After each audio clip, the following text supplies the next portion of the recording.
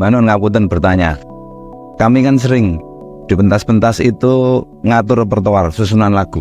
Karena kita melihat audiens, oh ini pelajar, oh ini santri, kita menyusun dengan harapan ini mesti eskalasinya bagus dari ini ke ini ke ini. Ternyata tidak, di luar harapan kita. Nah itu urusan takdir, apa urusan saya yang lemah, apa audien ini karena kamu kan menyusun lagu, merencanakan narasinya, itu kan semua aktivitas akal berdasarkan nanti yang terjadi mungkin lebih dari itu atau kurang dari itu atau tidak tepat seperti yang kamu rencanakan. Memang hidup seperti itu, hanya pentas apa saja. Kadang-kadang malah lakuin gitar ini melebihi yang kamu perkirakan gitu kan. Sehingga subjeknya itu ternyata nggak hanya kamu. Nah kesubjekan manusia itu kan akalnya, rasonya dan seterusnya. Ada akal itu satu level sendiri, roh satu sendiri gitu ya, satu level sendiri. Nah, kamu itu sabrang, kamu atau anak itu lain itu kan diri ya, beberapa ada.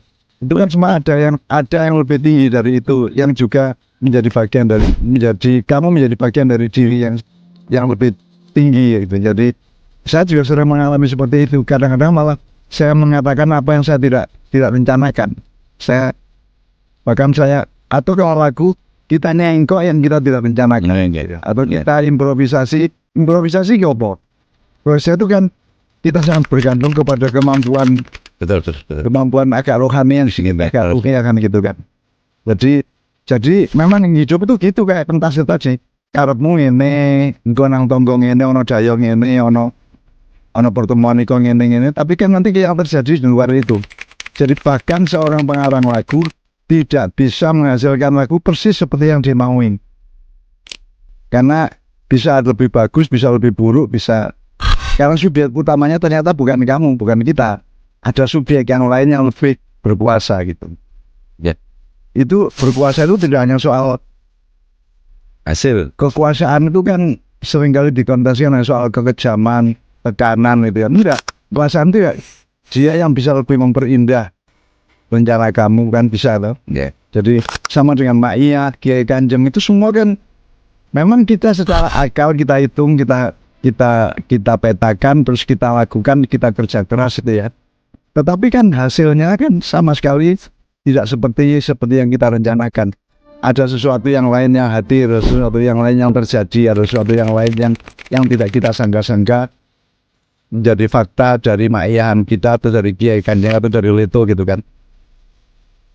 Bahkan jadi yang paling jelas itu yang paling cepat itu gini, tidak ada seorang pengarang lagu, pengarang cerpen, pengarang puisi yang bisa merencanakan puisi aku tinggal puisi sing ini kan enggak.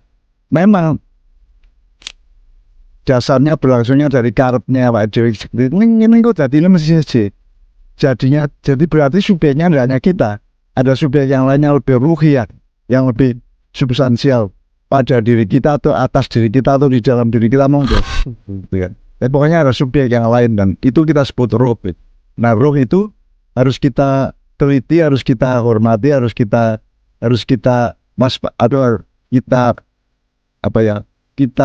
titeni ya, kita peka terhadap perannya dia supaya lebih mendekat kepada Tuhan ini kan. Dan lebih bagus kalau kamu nyanyi karena Tuhan yang ngambil keputusan untuk kamu nyanyi kan itu.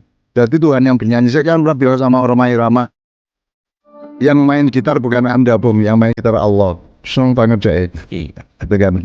Bukan bahwa Allah terus nene orang Gusti Allah terus modern yang panggung main gitar orang, tapi ruhiyah itu kan. Iya, tapi proses di dalam diri Roma Irama itu sedemikian rupa kan naik kue spontan kayak itu kan mesti lewat akal menaik gitu. Apa namanya wis rock kono kayak kan wis bukan akal lagi, sudah bukan intelektual lagi, itu sudah spontanitas, sudah lebih tinggi dari itu. Nah, itu kita menyebut itu bagian yang permukaan dari roh gitu. Nah semakin kita banyak menyadari dan seperti Messi menghormati dan berterima kasih kepada Tuhan, maka kita juga semakin banyak terlibat di dalam kun fayakun tadi gitu loh. Anton